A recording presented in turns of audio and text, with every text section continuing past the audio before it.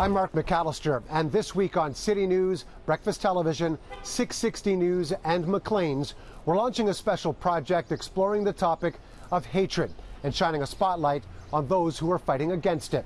Whether it's anti-Semitism, hate against Indigenous people, Islamophobia, racism, or attacks on the LGBTQ community, experts say incidents are on the rise in our country. Just the increase in activity and visibility of hate groups, organized hate groups, what we would think of as, white nationalists or white supremacists. You should be ashamed of yourselves! In fact, recent polling by Polaris Strategic Insights and provided exclusively to City News shows that 33% of Canadians hold negative, intolerant, prejudiced, or hostile views against at least one other segment of the population, including those of different races, religions, sexual orientations, and gender identities. And 42% of Canadians say they've been treated unfairly or discriminated against because of their sexual orientation, gender identity, religion, or ethnic and cultural background. Having someone attacking you every single day. My child came home and showed me a picture with my face full of blood, my hand full of blood, photoshopped.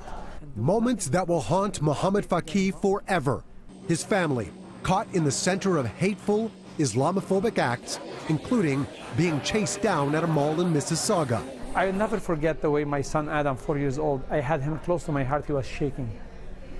And Imad, my older son, he couldn't find a place to hide.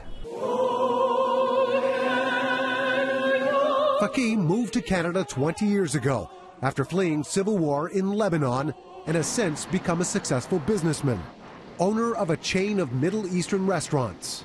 In July 2017, Faki became the target of anti-Muslim comments and behavior by Kevin Johnston. I believe that you are here to kill me. A provocative online video host who delivered his commentary through an alt-right website called Freedom Report.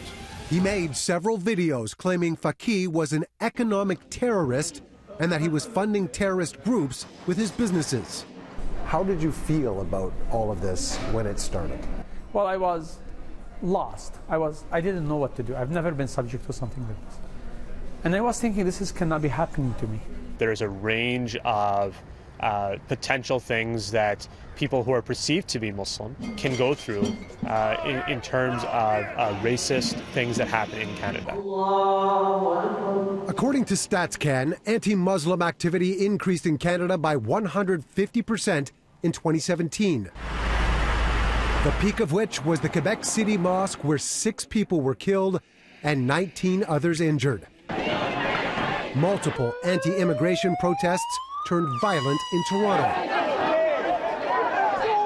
The National Council of Canadian Muslims sees and hears about hate crime and incidents regularly and has created an online map based on cases alleged or confirmed reported to them.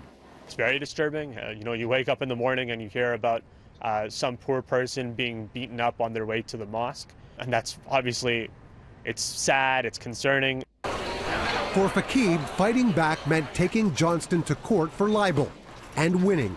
Dr. Mohammed Faki. In a landmark decision, Ontario courts awarded him $2.5 million for defamation, an amount he pledges will be used to help other victims of hate crimes. I'm going to use that money to financially support others who seek to protect themselves. What do you hope other people can learn from your experience? I think what they can learn is not to find excuses not to stand up. Minority and immigrant, and not only that, even people that they have something to lose. Standing up to hate. That's the theme of our special series. Our hope is to strike up a national conversation, and we want to hear from you. If you have something special going on in your community, here's how you can get in touch with us.